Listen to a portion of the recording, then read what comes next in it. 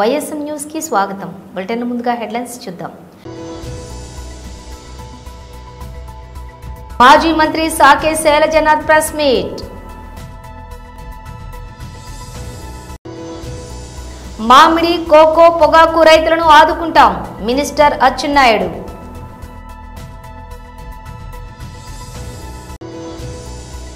Five డిఏలు pending లో ఉంటే కేవలం ఒక్క డిఏ ప్రకటించడం అనేది సిగ్గుచేటు డీకే అరుణ.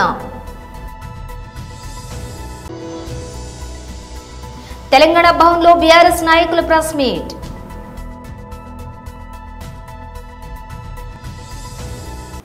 ఇక డీటెయిల్స్ చూస్తే మాజీ మంత్రి సాకే శైలజనాథ్ ప్రెస్ మీట్ నిర్వహించారు. చెప్పదలుచుకుంటా ఉన్నా, ఇప్పటికే ఈ రాష్ట్రంలో వాతావరణం ఒక హింసాత్మకమైన ధోరణిలోకి వెళ్తూ ఉంది. అసాంఘిక చర్యల యొక్క వాతావరణం ఈ రాష్ట్రంలో అక్కడక్కడ కనపడతా ఉంది, ప్రస్ఫుటంగా బయటకు వస్తూ ఉంది. దీనిపైన తగిన జాగ్రత్త తీసుకుపోతే వచ్చే కాలంలో ఈ సమాజం కానీ వచ్చే తరం కానీ చాలా ఇబ్బందులు పడుతుంది. అనారోగ్యకరమైన సామాజిక వాతావరణాన్ని చూడాల్సి వస్తుంది అని మాలాంటి వాళ్ళం చెప్తా ఉన్నాం. కానీ దీన్ని ఎవరు పట్టించుకున్న పాపాన పోవడంలే. ఎవరికి వాళ్ళు ఏదో తాము చేసేదే గొప్ప కార్యం అయితే మంచిదే. ఇప్పటికే ఆంధ్రప్రదేశ్ రాష్ట్రం దాడులతోనూ హత్యాచార ప్రయత్నాలతోనూ చివరికి అనంతపురం టౌన్లో కూడా అటువంటి సంఘటన జరగడానికి స్కెచ్ గీయబడింది అని చెప్పిన ఒక నేపథ్యంలో ఈ రాష్ట్ర వ్యాప్తంగా 186 పైగా అత్యాచారాలకు సంబంధించిన కేసులు ఉన్నాయని, మంగళగిరి దగ్గర అట్లాగే ఆ పాయకరావుపేటలో ఇక్కడక్కడే చాలా వింటూ చూస్తూ వచ్చినాం. పిఠాపురంలో కూడా చివరికి ఆ సంఘటన ఒకసారి నేను కొద్దిగా మానవీయ కోణం నుంచి బాధ్యతాయుతంగా ఆలోచించమని కోరుతా ఉన్నా. చాలా చిన్నగా కనిపిస్తూ ఉంది. వాళ్ళకంత కడుపులో నుంచి బాధ వస్తూ ఉంది. ఏంది ఇది? ఒక 9వ తరగతి క్లాస్ చదువుకునే అమ్మాయి, ఒక తెలుగుదేశం పార్టీ కుటుంబానికి సంబంధించిన అమ్మాయి, నాకు తెలిసినంత వరకు వాళ్ళ నాన్న బహుశా తెలుగుదేశం పార్టీ విజయోత్సవాల్లోనూ అటువంటి దాంట్లో యాక్సిడెంట్లుగా చనిపోయాడనే వార్తలు విన్నా నేను. వాళ్ళ అమ్మగారికి కూడా అంత సరిగా మానసిక స్థితి ఉండదని చెప్తా ఉన్నారు. ఆ అమ్మాయి యొక్క బలహీనతని, భయాన్ని ఆసరా చేసుకొని నెలల పర్యంతం 1, 2, 3, 4, 5, 10, 12, 13, 14 ఒక అంక వస్తూ ఉంది. చివరికి ఆ అమ్మాయి గర్భం దాల్చేదాకా ఎక్కడ తీసుకెళ్తా ఉన్నారు దీన్ని? అక్కడికక్కడ సమాజం రియాక్ట్ కావాలి కదా. ఆ 7 గుర్రాల పల్లెలో ఉన్న సమాజం రియాక్ట్ కావాలి కదా. ఏ పార్టీ అయినా కానివ్వండి, దాన్ని గట్టిగా మాట్లాడితే రాజకీయ రంగు పులిమే ప్రయత్నం చేస్తారు. ఇక రాజకీయాలను మాట్లాడే సిద్ధంగా లేను. మామిడి, కోకో, పొగాకు రైతులను ఆదుకుంటామని మంత్రి అచ్చెన్నాయుడు అన్నారు. అందరికీ నమస్కారం. ఇప్పుడే ముఖ్యమంత్రి గారు రాష్ట్రంలో గత కొద్ది రోజుల నుంచి కోకో, మామిడి, పొగాకు పంటల ఉత్పత్తుల గిట్టుబాటు ధర, కొనుగోళ్ల పైన సమీక్ష చేయడం జరిగింది.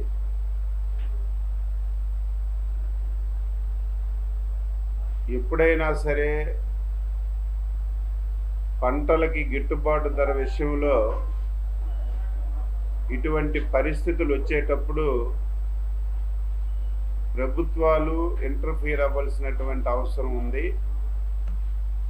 తెలుగుదేశం ప్రభుత్వం ఎప్పుడు అధికారంలో ఉన్నా సరే ఈ విధంగా ఇంటర్ఫీర్ అయి రైతుకి నష్టం లేకుండా గిట్టుబాటు ధర ఇచ్చి పంటలు కొన్నటువంటి పరిస్థితులు మనం ఎప్పుడూ చేస్తున్నాం. దురదృష్టవశాత్తు గత 5 సంవత్సరాల్లో మాటలు చెప్పడం తప్ప 3,000 కోట్ల రూపాయలు ధరల స్థిరీకరణ నిధి పెట్టామని చెప్పి 5 సంవత్సరాల్లో ఒక్క పైసా కూడా ఖర్చు పెట్టకుండా కాలయాపన చేసిన విషయం కూడా ఈ సందర్భంగా తెలియజేస్తున్నాను.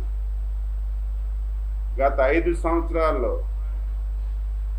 ఇంటర్నేషనల్లో కారణాలు కావచ్చు, దేశంలో ఉత్పత్తుల కారణాలు కావచ్చు, ఒక 2-3 వెరైటీస్ గత 10 సంవత్సరాల్లో 1 సంవత్సరము 2 సంవత్సరాలు అత్యధిక ధరలు వస్తే ఆ ధరలేదో మేమున్నప్పుడే వచ్చాయి, ఈరోజు తగ్గిపోయాయని చెప్పి యాతన చేయడం తప్ప 5 సంవత్సరాల్లో చేసింది ఏమీ లేదు. ఈ సంవత్సర కాలంలో ఈ ప్రభుత్వం క్లోజ్గా ప్రతి కమిటీ మీద దృష్టి పెట్టడం జరిగింది. మీరు చూశారు, టమాటాలు విపరీతంగా మార్కెట్లోకి వస్తే ధరలు పతనం అయితే 12 రోజులు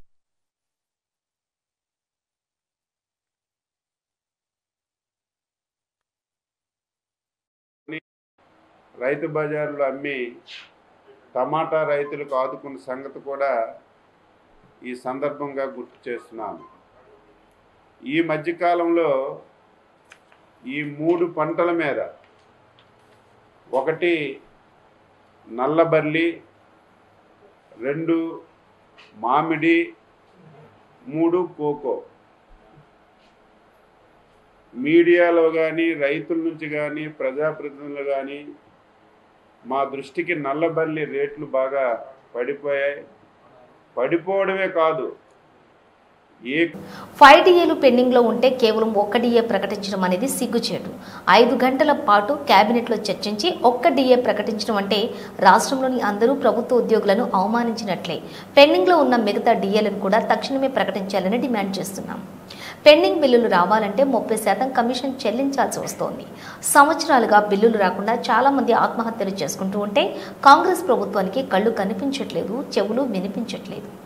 కొండందవి ఎలకను పట్టినట్టు కేబినెట్ సమావేశం ద్వారా ఏమీ తెలిసింది లేదు ఈ రాష్ట్ర ప్రభుత్వం, రాష్ట్ర మంత్రివర్గం. రాష్ట్ర ప్రభుత్వ ఉద్యోగులకు వాళ్ళకి హక్కుగా రావాల్సినటువంటి 5 DAలు రావాలి. వాళ్ళకి 1 DA ఇవ్వడం అనేది అసలు సిగ్గుచేటి రాష్ట్ర ప్రభుత్వానికి. ఈ యొక్క ప్రభుత్వ ఉద్యోగులందరినీ కూడా ఈ రాష్ట్ర ప్రభుత్వం అవమానించిందని చెప్పాలి. ఇలా 5 గంటలు చర్చించి 1 DAని ప్రకటించడం అంటే వాళ్ళు అవమానించినట్లే పూర్తిగా. ఉద్యోగస్తులకు రావాల్సినటువంటి మిగతా DAలను కూడా వెంబడే ఈ రాష్ట్ర ప్రభుత్వం ప్రకటించాలని చెప్పి మేము డిమాండ్ చేస్తా ఉన్నాం. మళ్ళీసారి మోసం చేయడానికి సిద్ధమైపోయి రాష్ట్ర ప్రభుత్వంలో కూడా ఏదైనా బిల్లులు, పెండింగ్ బిల్లులు రావాలంటే 30% చెల్లిస్తేనే పెండింగ్ బిల్లులు వస్తున్నాయి. పై నుంచి కింది దాకా 30% చెల్లించనిదే పెండింగ్ బిల్లులు వచ్చే సమస్య లేదు అనేటటువంటి పెద్ద చర్చ తెలంగాణలో జరుగుతా ఉంది. వాళ్ళ ఆర్ఆర్ ట్యాక్స్ గురించి మొట్టమొదటనే వచ్చిన కొన్నాళ్ళకే ఫేమస్ అయింది తెలంగాణ ఆర్ఆర్ ట్యాక్స్ మీద. ఈ రోజు పెద్ద ఎత్తున ఈ యొక్క పర్సెంటేజీలు వసూలు చేస్తూ కాంట్రాక్టర్లకు ఎవరికైతే సంవత్సరాలుగా బిల్లులు రాకుండా పనులు చేసి పెండింగ్ బిల్లులతోన ఆత్మహత్యలకు, గుండెపోట్లకు లోనై చచ్చిపోతా ఉంటే, పనులు చేసి బిల్లులు రాక సర్పంచులు ఆత్మహత్యలు చేసుకుంటా ఉంటే మరి రాష్ట్ర ప్రభుత్వానికి కళ్ళకు కనిపిస్తలేదు, చెవులకు వినిపిస్తలేదు. రాష్ట్రంలో మేము ఇన్ని రోడ్లు శాంక్షన్ చేసినాం, అన్ని రోడ్లు శాంక్షన్ చేసినాం, ఈ పనులు శాంక్షన్ చేసినాం, ఆ పనులు శాంక్షన్ చేసినాం అని చెప్తున్నాయి. కాగితాలకే పరిమితం. కింద ఎవరో ఒక్కరు టెండర్ వేసినటువంటి పరిస్థితి లేదు. కొత్తగా టెండర్లు వేస్తే ఈ బిల్లులు రావనేటటువంటిది వాళ్ళ పెద్ద ఎత్తున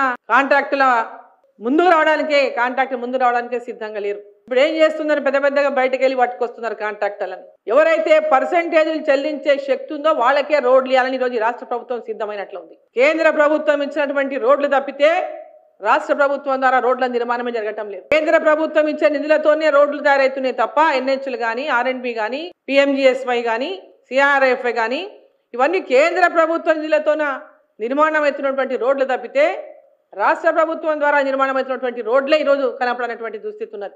మన తెలంగాణలో మన చిన్న సన్న కాంట్రాక్టర్లకు వాళ్ళు ఏ పనులు చేయగలిగితే ఆ పనులు చేసేటటువంటి అవకాశం కల్పించి ఆ కాంట్రాక్టర్లను ఆదుకోవాలి. వాళ్ళకు చెల్లించాల్సినటువంటి పాత బిల్లులు కూడా ₹1 కూడా పర్సెంటేజ్ తీసుకోకుండా పెండింగ్ బిల్లులన్నీ కూడా వెంబడే చెల్లించాలని చెప్పి ముఖ్యమంత్రి గారిని కోరుతా ఉన్నా మీడియా ద్వారా. ఈరోజు పైన రాహుల్ గాంధీ గారి దగ్గర నుంచి మొదలుకుంటే పై దాకా ఇక్కడ నుంచి అక్కడ దాకా ఈ పర్సెంటేజ్లు పార్టీని రక్షించడానికి, నాయకులను రక్షించుకోవడానికి పెద్ద ఎత్తున ఈ యొక్క పర్సెంటేజ్ల భాగోతం తెలంగాణలో నడుస్తా ఉందని ఎక్కడ నలుగురు గుమిగూడినా ఈ చర్చ జరుగుతా ఉంది. ఈ రాష్ట్రం అభివృద్ధిని కాంక్షించండి. రాష్ట్ర ప్రజలకు ఇచ్చినటువంటి హామీలను, మీరు ఇచ్చిన హామీలను నెరవేర్చండి. మీ వరకు వచ్చే వరకు ఏమో డబ్బులకు కొదువ ఉండదు, కానీ ప్రజలకి అందించాల్సినటువంటి హామీలకు వచ్చే వరకు నిధులు లేవు, మనకు అప్పులు పుడతలేవు, ఎవరు నమ్ముతలేరు అని ముఖ్యమంత్రి గారు మాట్లాడతారు. ఇది చాలా సిగ్గుచేటు. తెలంగాణ భవన్లో బీఆర్ఎస్ నాయకులు ప్రెస్ మీట్ నిర్వహించారు. తెలంగాణ ఎట్టి పరిస్థితులలో కూడా బాగుండడానికి వీల్లేదు. తెలంగాణకు కల్పన నాటి నుండి తెలంగాణ ఇచ్చేంత పర్యంత వరకు కూడా అన్ని రకాలుగా ద్రోహం చేసింది కాంగ్రెసే. మళ్ళా నమ్మించి అధికారం చేపట్టి మళ్ళీ ద్రోహం పునరావృతం చేస్తున్నది కూడా కాంగ్రెస్ ప్రభుత్వమే. ఇవాళ మేము నిన్న క్యాబినెట్ మీటింగ్ తదనంతరం జరిగినటువంటి పరంపరలో వాళ్ళు ఇచ్చినటువంటి ప్రతి హామీని గుర్తు చేయాల్సినటువంటి బాధ్యత మా మీద ఉంది. ఏ వర్గానికి న్యాయం చేసేళ్ళు? మహిళలకు చేయలే, రైతాంగానికి చేయలే, యువకులకు చేయలే, ఆటో డ్రైవర్లకు చేయలే, కార్మికులకు చేయలే, ఏ ఒక్క వర్గ ప్రయోజనం, పారిశ్రామికవేత్తలకు చేయలే, ఏ ఒక్క వర్గ ప్రయోజనం కోసం కూడా పనిచేయనటువంటి నిరర్ధక ప్రభుత్వం ఈ దేశంలో ఇప్పటి వరకు ఏదైనా ఉంది అని అంటే అది ముమ్మాటికి తెలంగాణలో రేవంత్ రెడ్డి నాయకత్వాన్ని కొనసాగుతున్నటువంటి కాంగ్రెస్ ప్రభుత్వమే. ఇక్కడ వైరుధ్యం ఏంటంటే తెలంగాణ సాధించినప్పుడు అనేక ప్రతికూల పరిస్థితులు ఉన్నప్పటికీ దేశంలో ఏ రాష్ట్రంలో ఏ ప్రభుత్వం అమలు చేయని, సహకారం చేయనటువంటి అద్భుతాలను తెలంగాణలో ఒక కొత్త ప్రభుత్వం, ఒక ఉద్యమ నాయకుడు చేయగలిగితే సుదీర్ఘమైనటువంటి చరిత్ర ఉన్నదని చెప్పుకునేటువంటి పార్టీ, దేశాన్ని పాలించినటువంటి పార్టీ, చక్కటి రాష్ట్రాన్ని చేతిలో పెడితే మళ్ళీ చిందరవందరగా చేస్తున్నటువంటి పరిణామాలు కొనసాగుతూ ఉన్నాయి. నిన్నటి క్యాబినెట్ మీటింగ్ ద్వారా ప్రజలకు ఆశించినటువంటి, ప్రజలు అనేక రకాలైనటువంటి భావనలతో నమ్మకంతో ఉంటారు. క్యాబినెట్ సమావేశం జరుగుతున్నది అనంటే స్టేట్ అటెన్షన్ అంతా కూడా ప్రభుత్వం తీసుకునేటువంటి నిర్ణయాలపైనే ఉంటుంది. ఇవాళ వాళ్ళు ఇచ్చినటువంటి హామీల విషయంలో చాలా ఘోరమైనటువంటి వెనుకడుగు. ఇక చాలా విషయాలు, ఈ స్కీముల విషయాలు ఒక్కొక్కటి చెప్పాలంటే 420 చెప్పాల్సి వస్తుంది. కాబట్టి వెరసి మేము చెప్పేది అన్ని విషయాలలో ఘోరమైనటువంటి వైఫల్యం ఒకవైపు తెలంగాణ ప్రజానికానికి అందిస్తూనే మరొక వైపు మేము అద్భుతమైనటువంటి పాలన అందిస్తామని మాటలు, దేశానికి ఆదర్శవంతమైనటువంటి రాష్ట్రంగా తెలంగాణను తీర్చిదిద్దుతామనేటువంటి మాటలు మాట్లాడుతూ ఉంటే నిజ జీవితంలో వాళ్ళు మనకిస్తున్న బాధలు కానీ మాటలు కోటలు దాటుతూ ఉన్నాయి, కానీ కాళ్ళు కడప దాటలేనటువంటి పరిస్థితి ఈరోజు కొనసాగుతూ ఉన్నది. కాబట్టి క్యాబినెట్ మీటింగులు పెట్టినా, శాసనసభ సమావేశాలు పెట్టినా, బహిరంగ సభలు చెప్పి భారత క్రికెట్ జట్టు లెగ్ స్పిన్నర్ 2 ప్రపంచ కప్ల గెలుపులో పాలు పంచుకున్న పీయూష్ చావ్లాను తన సుదీర్ఘ క్రికెట్ ప్రస్థానానికి ముగింపు పలికాడు. అంతర్జాతీయ దేశవాళీ సహా అన్ని ఫార్మాట్ల క్రికెట్ నుంచి రిటైర్ అవుతున్నట్లు ప్రకటించారు. ఈ మేరకు తన ఇన్స్టాగ్రామ్ ఖాతా ద్వారా అభిమానులతో ఈ విషయాన్ని పంచుకున్నాడు.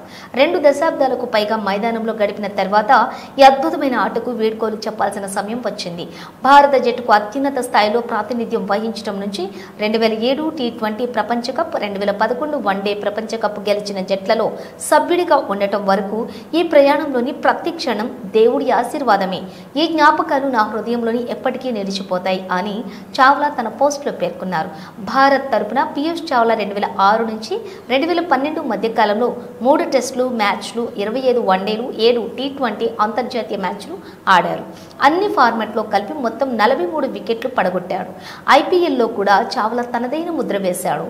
Punjab Kings, Kolkata Knight Riders, Chennai Super Kings, Mumbai Indians జట్లకు ప్రాతినిధ్యం వహించాడు. ఐపీఎల్లో 192 వికెట్లు తీశాడు. 2022 నుంచి 2024 వరకు ముంబై ఇండియన్స్ జట్లో కొనసాగాడు. 2014లో ఐపీఎల్ టైటిల్ గెలిచిన కోల్కతా నైట్ రైడర్స్ జట్లో చావ్లా సభ్యుడిగా ఉన్నాడు. తనపై నమ్మకం ఉంచిన ఐపీఎల్ ఫ్రాంచైజీలకు ధన్యవాదాలు తెలిపాడు. ఐపీఎల్ తన కెరీర్లో ఒక ప్రత్యేక అధ్యాయం. అందులో ఆడిన ప్రతి క్షణాన్ని కూడా తాను ఆస్వాదించానని చావ్లా తెలిపాడు. తన ఎదుగుదలకు కారణమైన కోచ్లు కేకే గౌతమ్, దివంగత పంకజ్ సారస్వత్లకు చావ్లా ప్రత్యేక కృతజ్ఞతలు తెలిపాడు. కష్ట సుఖాల్లో అండగా నిలిచిన తన కుటుంబ సభ్యులకు, ముఖ్యంగా తనపై నమ్మకం ఉంచి మార్గనిర్దేశం చేసిన తన దివంగత తండ్రికి ధన్యవాదాలు తెలియజేశాడు. ఆయన లేకపోతే ఈ ప్రయాణం సాధ్యమయ్యేది కాదు అని భావోద్వేగంతో పేర్కొన్నాడు. ప్రతి ఉద్యోగి నెలకు 500 చెల్లిస్తే ప్రభుత్వం కొంత మొత్తం జమ చేసి ఈ మొత్తంతో ఓ ట్రస్టును ఏర్పాటు చేస్తాం. ఉద్యోగులకు ఎలాంటి ఆరోగ్య సమస్యలు వచ్చినా వాళ్ళకి ఈ ట్రస్ట్ ద్వారా వెసులుబాటు కల్పిస్తాము. డిప్యూటీ సీఎం బట్టి విక్రమార్క.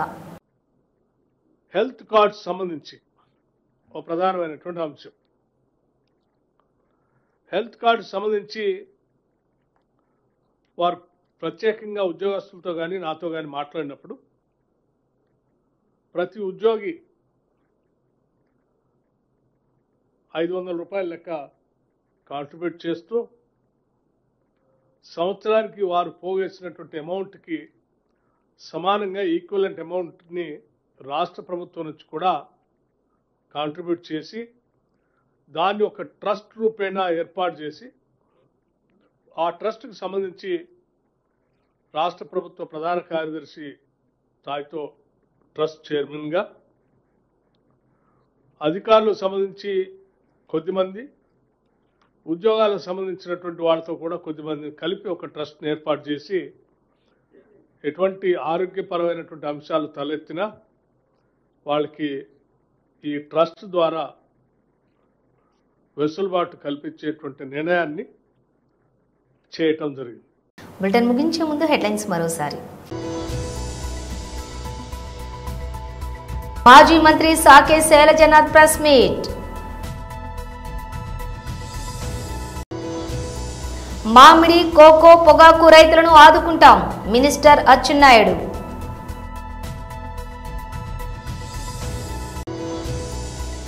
ఫైవ్ డిఏలు పెండింగ్ లో ఉంటే కేవలం ఒక్క డిఏ ప్రకటించడం అనేది సిగ్గుచేటు, డీకే అరుణ. తెలంగాణ భవన్లో బీఆర్ఎస్ నాయకుల ప్రెస్ మీట్.